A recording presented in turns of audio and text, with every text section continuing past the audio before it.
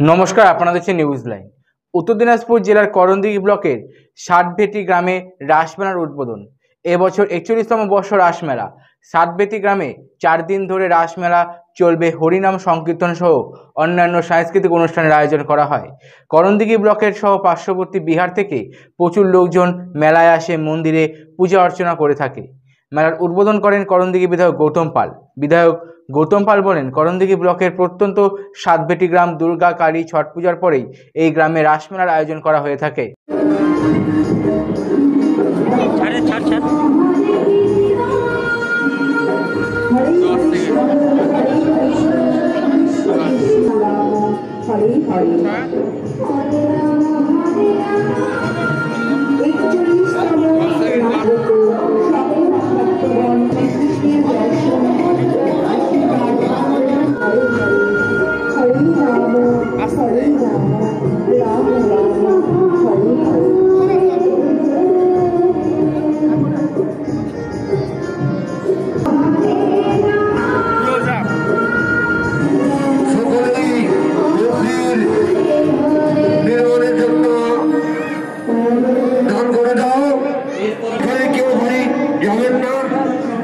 কিছু কিছু দান করিয়ে যাবেন।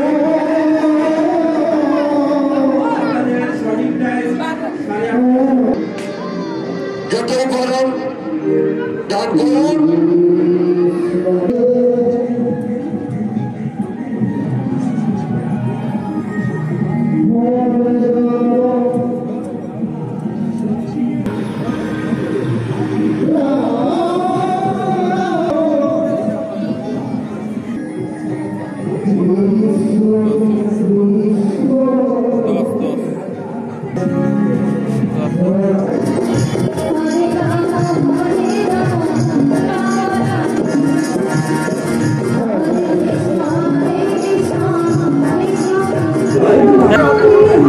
আজকে করণদিঘি ব্লকের রামতরা ওয়ান অঞ্চলে ষাটভেটি সংসদে